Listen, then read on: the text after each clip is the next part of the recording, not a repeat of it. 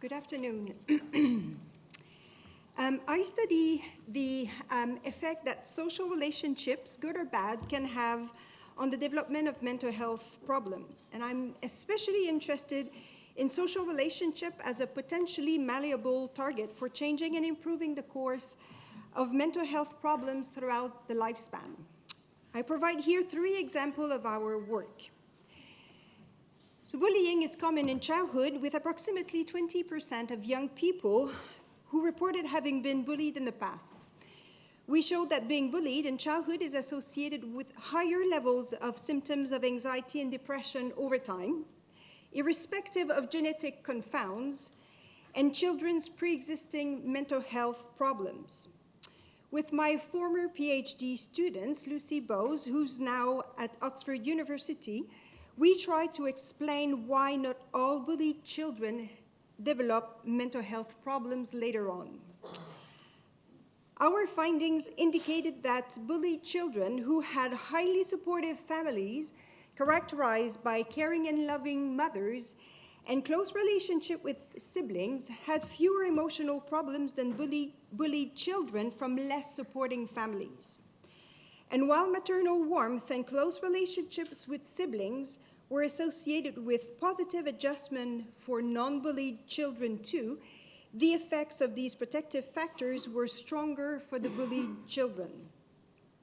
We further showed that the protective effect supportive families have on young people's mental health was not only due to loving and caring mothers passing on the genes for resilience to their offsprings. Our findings highlight the importance of anti-bullying interventions for reducing mental health problems in youth, and they also emphasize the importance of including families in intervention programs aimed at reducing difficulties experienced by bullied children. Loneliness is not confined to old age. We reported that feelings of loneliness, the perception that social connections are inadequate, are common among adolescents. With my former PhD student, Timothy Matthews, we showed that lonelier 18-year-olds were more likely to meet diagnostic criteria for alcohol, cannabis dependence, to have self-harm, and attempted suicide. But loneliness was most strongly associated with diagnosis of anxiety and depression. Loneliness remained independently associated with mental health disorder when prior symptoms were taken into account. We further showed that the association between loneliness and depression was not confined to genetic underpinnings. In adolescence, half of the covariance between loneliness and depression was explained by environmental factors. Longitudinal findings further indicated that adolescents' propensity to feeling lonely were shaped by being socially isolated and bullied in childhood, and also by pre-existing mental health problems. Our findings underscore the importance of early interventions to prevent lonely adolescents from being trapped in loneliness as they age and from developing mental health problems. Most adults have developed positive relationships in their lives, providing them networks of social ties and sources of emotional, informational, and practical support.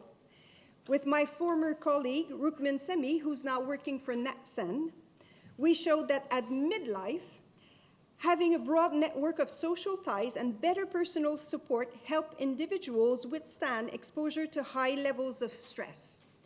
Among individuals exposed to 3 or more stressors, only rich social resources conferred benefits. Individuals with typical or poor resources at similarly high levels of effective symptom, whereas it was only those with rich social resources that had lower symptoms in this group. We found a similar pattern of findings 5 years later when we examined psychological distress at age 50. We further contributed longitudinal evidence showing that precursors of rich social resources at midlife included greater sociability in childhood and in adolescence. Our study highlights that it might be advantageous to intervene early prior to adulthood to ensure young people acquire the skills to develop social resources that will help them cope with stress throughout their lives and up to midlife.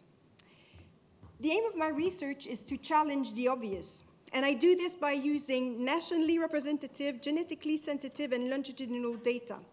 The findings I've showed you here today strengthen the evidence that social relationship across the lifespan can be considered as a target for interventions aiming at both reducing factors associated with poor mental health and increasing resources necessary to face lifelong challenge. And I hope I also demonstrated the talent, creativity, and enthusiasm of early young career researchers here at the IoPPN. Thank you.